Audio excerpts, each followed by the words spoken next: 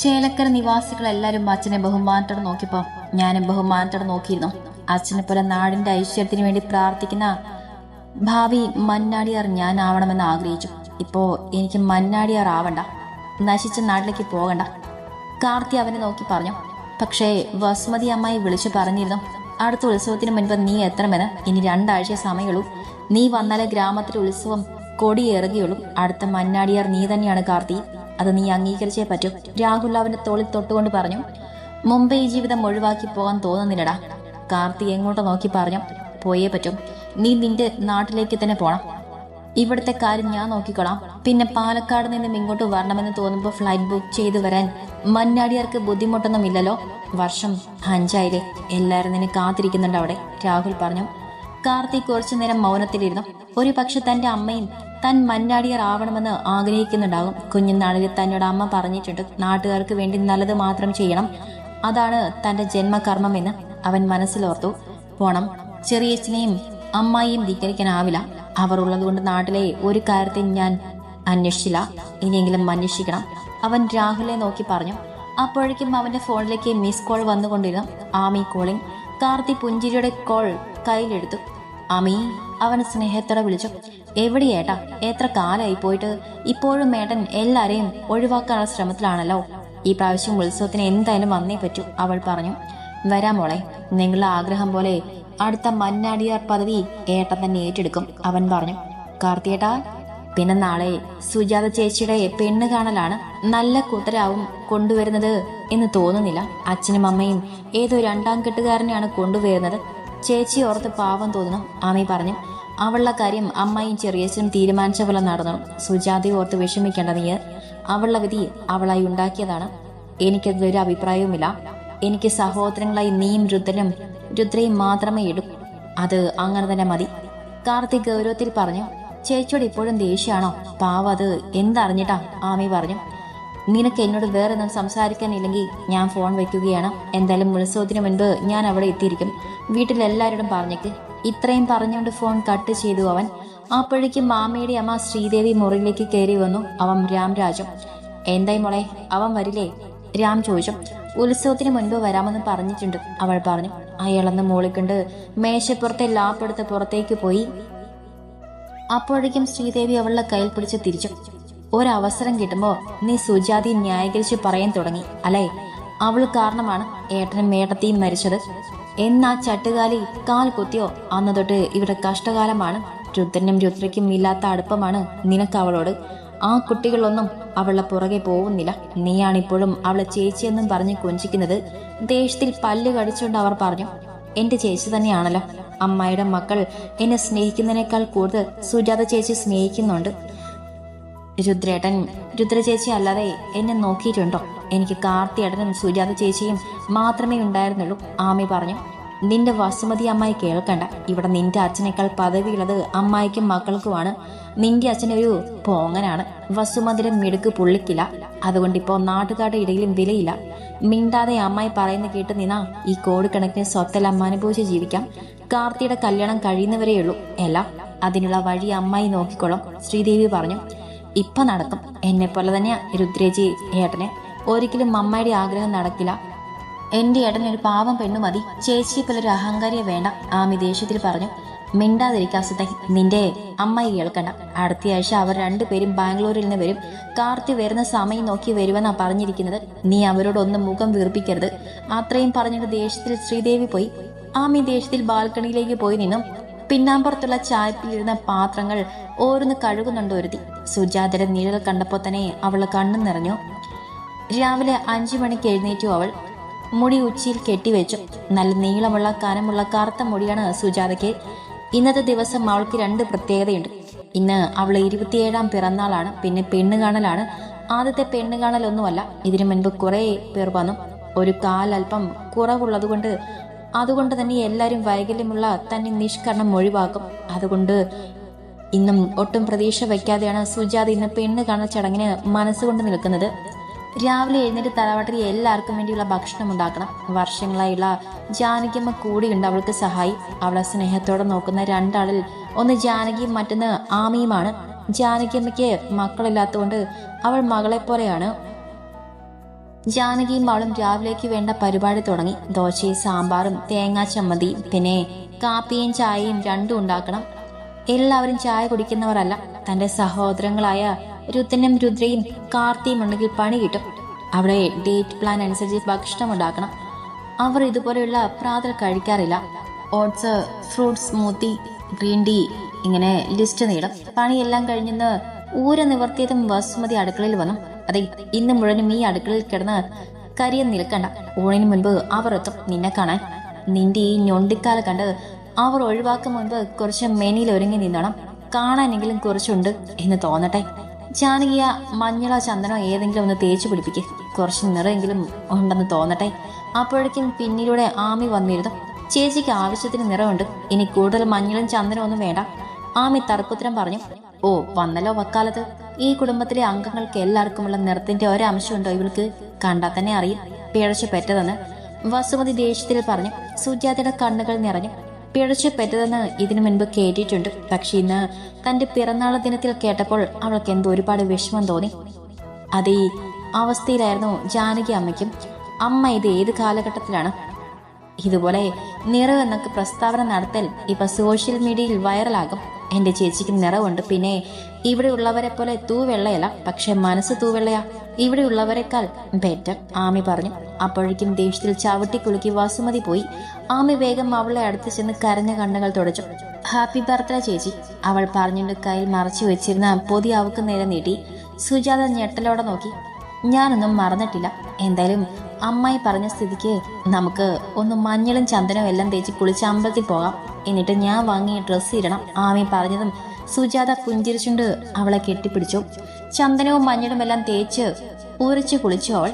ആമി വാങ്ങി തന്ന പിങ്കൻ നിറത്തിലുള്ള താമര ബോർഡറുള്ള നീരി തൊടുത്തു. അതിനൊരു താമര പ്രിന്റുള്ള ബ്ലൗസും കട്ടിയിൽ കണ്ണെഴുതി. ആമി വാങ്ങി തന്ന ഒരു ലിഫ്റ്റിക്ക് ഇട്ടു.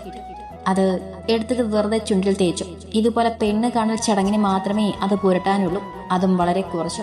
സൂക്ഷിച്ചു നോക്കിയാൽ അറിയാം ഇട്ടുവെന്ന്. പിന്നെ കാതിലുള്ള മുട്ടുകമ്മൽ മാറ്റി സാരിക്ക് ചേരുന്ന ഒരു ജിമിക്കയും കുപ്പിവളയും ഇട്ടു. കണ്ണാടിയിൽ സ്വയം നോക്കി. സ്വല്പം ഉയരം കുറഞ്ഞ ഉരുണ്ട ശരീരമാണ്. നല്ല കട്ടിയുള്ള നീളൻ മുടിയും വിടർന്ന കണ്ണും വട്ടമുഖമുള്ള ഗോതമ്പിന്റെ നിറമുള്ള സുജാത. എണ്ണമയമുള്ള അവളുടെ മുഖത്ത് കവിളിലായി 2-3 പഴുത്ത കുരുവുമുണ്ടായിരുന്നു. അവളുടെ മുറിയിലേക്ക് കയറി ആമി അവളെ നോക്കി. ആരിത്? കാവല ഭഗവതിയാണോ? പോടി, കളിയാക്കാതെ, സുജാത നാണിച്ചു. നല്ല ഭംഗിയുണ്ട്, വേഗം വാ, എന്റെ സ്കൂട്ടിൽ പോകാം, പോയി തൊഴുതിട്ട് വരാം, ആമി അവളുടെ കയ്യിൽ പിടിച്ചുകൊണ്ട് പറഞ്ഞു. അമ്പലത്തിൽ കയറാൻ കുറച്ച് പടവകളുണ്ട്. സുജാതയ്ക്ക് കയറാൻ കുറച്ച് ബുദ്ധിമുട്ടാണ്. ആമയും കൈയും പിടിച്ച് അവൾ കയറി. പ്രാർത്ഥിച്ചു കഴിഞ്ഞപ്പോൾ പൂജാരി പ്രസാദം നൽകി. മാംഗല്യയോഗം അടുത്ത് തന്നെ ഉണ്ടാവൂട്ടോ. ഭഗവതി നിന്റെ കണ്ണുനീർ കണ്ടു കഴിഞ്ഞിരിക്കുന്നു. ഇനി അങ്ങോട്ട് നിനക്ക് നല്ല സമയ. അയാളുടെ കൈകൾ അവളെ തലയിൽ അനുഗ്രഹിച്ചു. അവള് ചിരിച്ചുണ്ട് ആമയുടെ കൈയും പിടിച്ചു നടന്നു. പെട്ടെന്നാണ് ആമയുടെ സുഹൃത്തുക്കളെ കണ്ടത്. അവള് സുജാതയെ തന്നെ ചേച്ചിയാണെന്ന് തന്നെ പറഞ്ഞ് പരിചയപ്പെടുത്തി കൊടുത്തു. ആമയുടെ കത്തിയെടി തീരുന്ന ലക്ഷണമില്ല. മോളെ, ചേച്ചി പോട്ടെ, ഇല്ലെങ്കിൽ അമ്മായി പ്രശ്നമാക്കും, അവൾ പറഞ്ഞു. അയ്യോ, എന്നാ ഞാൻ വരാം. വേണ്ട, നടക്കാനുള്ളതല്ലേ ഉള്ളൂ. ഇനി ബുദ്ധിമുട്ട് തോന്നിയ ഞാൻ ഓട്ടോ പിടിച്ചോളാം. താഴത്തിന് സ്റ്റാൻഡ് ഉണ്ടല്ലോ. മോൾ കൂട്ടുകാരോട് സംസാരിച്ച് പതുക്കെ വന്നാൽ മതി, അവൾ പറഞ്ഞു. ആമയ്ക്കത് സമ്മതമായിരുന്നു. അമ്പലത്തിലെ ഈ വലിയ പടവകൾ ഇറങ്ങാൻ കയറുന്നതിനേക്കാൾ ബുദ്ധിമുട്ടാണ്. ഇന്നാണെങ്കിൽ പതിവിലും തിരക്കുണ്ട്. അവള് അറ്റത്തുള്ള കമ്പിപ്പിടിയിൽ പിടിച്ചുകൊണ്ട് പതുക്കെ ഓരോ പടിയും ചവിട്ടി ഇറങ്ങിക്കൊണ്ടിരുന്നു. പെട്ടെന്നാണ് തന്റെ കീബോർഡ് ഫോൺ ബെല്ലടിച്ചത്. അമ്മായിയാണെന്ന് കാണുന്നതും അവൾക്ക് പേടിയായി. തന്നെ വിളിക്കുന്നത് എന്തിനാണെന്ന് അവൾക്കറിയാം. അവൾ വേഗത്തിൽ നടക്കാൻ തുടങ്ങിയതും അവളെ മനസ്സും ശ്രദ്ധയും വേറെ എവിടെയായിരുന്നു. ഒരു പടി തന്നെ ചവിട്ടാൻ മറന്നുകൊണ്ട് അവൾ മുന്നിലേക്ക് വീഴാൻ പോയതും അവളെ ഒരു കൈ ശക്തി ലാറിയിൽ പിടിച്ചു നിർത്തി. അവൾ പേടിച്ചുകൊണ്ട് അവന്റെ ഷട്ടിൽ മുറുക്ക ചുരുട്ടി പിടിച്ചു. കണ്ണുകൾ ഇപ്പോഴും തുറന്നിട്ടില്ല. ഡീ, അവൻ ഉറക്ക വിളിച്ചു. അവളുടെ കണ്ണുകൾ പതുക്കെ തുറന്നു. ഗിരിയേട്ടൻ, പതുക്കെ അവൾ മൊഴിഞ്ഞു. ഉണ്ടക്കണ്ണ് എഴുതി വരുന്ന നേരം ഒന്ന് നോക്കി ഇറങ്ങിക്കൂടെ? ഇവിടുന്ന് തലയും കുത്തി വീണ നല്ല രസമുണ്ടാവും. പതുക്കെ നോക്കി ഇറങ്ങ്, ഗിരി പറഞ്ഞു. ഗിരി പറഞ്ഞൊന്നും അവളുടെ ചെവിയിൽ കേട്ടിരുന്നില്ല. അവൾ ഒരുപാട് കാലത്തിന് ശേഷം കാണുകയായിരുന്നു ആ രൂപം. ചെവി കേൾക്കുന്നില്ല നിനക്ക്? ഗിരി ഒന്നുകൂടി അലറി. അവളൊന്ന് ഞെട്ടിക്കൊണ്ട് പിന്നോക്കം നീങ്ങിയതും അവളുടെ വലുപ്പുള്ള കുറവുള്ള കാലിന് ബാലൻസ് കിട്ടിയില്ല. കൊച്ചേ, ശ്രദ്ധിച്ച്, ഗിരി പറഞ്ഞുകൊണ്ട് അവളെ നേരിതിന്റെ മറവിൽ കണ്ണ ഇടുപ്പിൽ പിടിച്ചു. ആദ്യമായി ദേഹത്ത് അനുഭവിക്കുന്ന പുരുഷന്റെ സ്പർശം. സുജാത എന്ന് വിറച്ചുപോയി. കരുത്തുറ്റ പരുക്കനായ വിരലുകൾ അവളെ മൃദുല മേനിയിൽ അമർന്നിരുന്നു. ഗിരിയെ അവിടേക്ക് വന്ന സേതുവിന്റെ വിടയിലാണ് അവൻ അവളെ വിട്ടത്. ആരിത്? മഞ്ഞാടിയാർ വീട്ടിലെ തമ്പുരാട്ടിയോ? നിന്നെ കാണാറില്ലല്ലോ മോളെ, സേതു പറഞ്ഞു.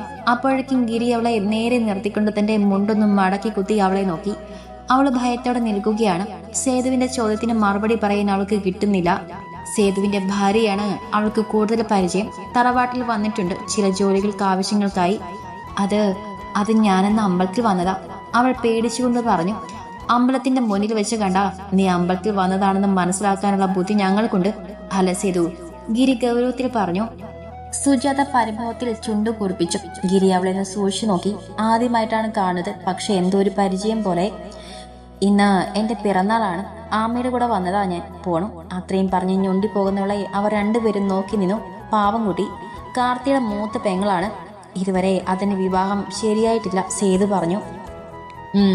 ഇവളെ അതിന് പുറത്തൊന്നും അധികം കാണാനില്ലല്ലോ സേതു. മറ്റു 2 പെൺകൊച്ചുങ്ങളെയും ഞാൻ കണ്ടിട്ടുണ്ട്, പക്ഷേ ഇതിനെ ആദ്യമായിട്ടാ കാണുന്നത്. കാലിന് വയ്യാത്തോണ്ട് വീട്ടിൽ തന്നെ ഒതുങ്ങിയിരിക്കേണ്ട ആവശ്യമുണ്ടോ? ഗിരി അവൾ താഴെ ഓട്ടോയിൽ കയറി പോന്ന് നോക്കി ചോദിച്ചു. ആർക്കറിയാം, മേലെടുത്ത് മനയിലെ കാരി എന്നും എല്ലാവർക്കും ഒരു രഹസ്യമാണ്. പിന്നെ 2 ആഴ്ച കഴിഞ്ഞ ഉത്സവത്തിന് കാർത്തി വരുമെന്ന് കേട്ടത്. അടുത്ത മന്നാടിയാർ പദവി ഏറ്റെടുക്കാൻ, സേതു പറഞ്ഞു. അവൻ പോയിട്ട് കുറെ കാലമായില്ലേ. ദേവരാജൻ മന്നാടിയുടെ ഗുണം ഇവനെങ്കിലും കാണിച്ചാൽ മതി. ചെറിയച്ഛൻ രാമനാഥനെ പോലെ പാവങ്ങളുടെ കയ്യിൽ നിന്നും വാരാൻ നിന്നാൽ എന്റെ സ്വഭാവം അവൻ അറിയും. ഈ ഗ്രാമത്തിലെ ഏറ്റവും വലിയ ശാപം ഇപ്പോഴും ഈ നാടുവാഴി ഭരണവും അന്ധവിശ്വാസവുമാണ്. ഗിരി ദേഷ്യത്തിൽ പറഞ്ഞിട്ട് പോക്കറ്റിൽ നിന്നും ഒരു സിഗരറ്റ് എടുത്തു. എടാ, ഇത് അമ്പലമുറ്റാണ്, നമുക്ക് മാറി ഇന്ന് വലിക്കാം. നീ നിരീശ്വരവാദിയാണെന്ന് കരുതി എല്ലാരും അങ്ങനെയല്ല. സേതു അവന്റെ കയ്യിൽ പിടിച്ച് കുറച്ച് മാറി താഴെ കവലയിലേക്ക് നടന്നു. കവലയിൽ നിന്നും ചായ കുടിക്കുകയാണ് ഗിരി, ഒപ്പം സിഗരറ്റും. രണ്ടും കൂടിയാണ് അവന്റെ കോമ്പോ. നീ ഇപ്പോഴും ദൈവത്തെ വിശ്വസിക്കുന്നില്ലേ ഗിരി? പഴയതെല്ലാം ഓർത്തുകൊണ്ട് എന്തിനാ ഇങ്ങനെ സേതു ചോദിച്ചു. എന്താ സേതു ഞാൻ മറക്കേണ്ടത്? ജീവിതത്തിൽ ഒരിക്കൽ പോലും ഒരു ദൈവം എന്നോട് കനിവ് കാണിച്ചിട്ടില്ല. ചെറുപ്പത്തിലെ അച്ഛന്റെ പീഡനം കാണാൻ മാനസിക നില തെറ്റിയ അമ്മ. അച്ഛൻ അമ്മയെ ഉപേക്ഷിച്ചു പോയപ്പോ നിർത്തിയതാണ് ഞാൻ പഠനം. മനസ്സിൽ സുഖമില്ലാത്ത അമ്മയ്ക്ക് മരുന്ന് വാങ്ങാൻ അന്നത്തെ 10ാം ക്ലാസ്സുകാരൻ കൂലിപ്പണി എടുക്കേണ്ടി വന്നു. അതിൻ്റെ ഇടയിൽ അമ്മ ഗർഭിണിയാവുന്നു.